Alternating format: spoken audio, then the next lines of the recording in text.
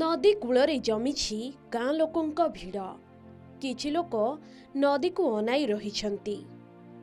ए स्थिर नदी देखिले जेकोसी लोकर मन हेब टिके जाई गाधोई पड़े। किंतु ए नदीर गभीरता किए बा जानिछि। बेले बेले एभली स्थिर देखा जाउथिबा नदी भी मनीष पाई काल पालटि जाए। ए नदीर गभीरता जना पड़ु नथिले भी नदी रे गाधोइबा बेले जनक जीवन जाइछि। हाँ दर्शक बंधु, असह्य गरम रु रक्षा पाइबा पाई किछि सांग नदी भितर को जाइथिले। भाबिथिले नदी रे गाधोई पड़ी पलाई आसिबे। किंतु किए जानिथिला शांत देखा जाउथिबा ए नदी रे जगी बसिछि जम।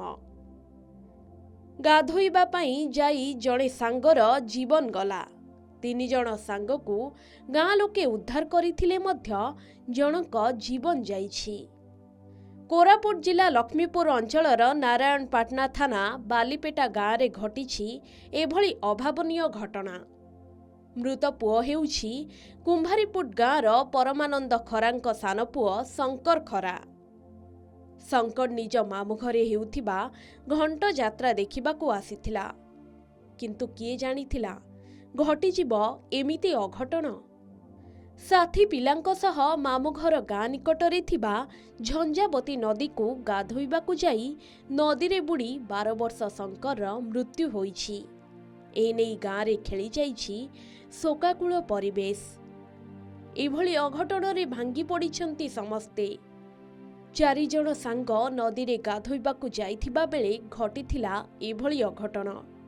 गाँ युवक माने घटनास्थल रे पहुंची 3 जण को उद्धार करिथिले। किंतु शंकर को बंचाई पारि नथिले गाँ लोके।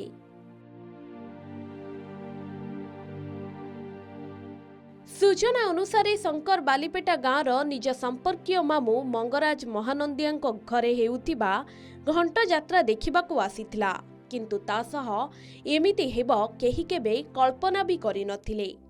घटनास्थल रे अग्निशम विभाग कर्मचारी और पुलिस प्रशासन पहुंचीथिले। दर्शक बंधु, एबे असह्य गरम हेउछि। छोट छोट पिला माने घरे न जणाई निकटस्थ पोखरी किंबा नदी कूल को गाधोइबाकू पळाउछन्ति। आउ एमिति अघटन बारंबार देखिबाकू मिलुछि।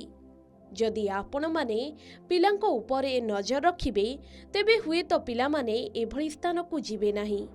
आपणक ध्यान आपणक पिलांक जीवन बंचाइब। तेणु एथिप्रति यथेष्ट सतर्क रुहन्तु। कोरापुट लक्ष्मीपुर पात्र पिलेंटिंग रिपोर्ट के न्यूज ओडिशा।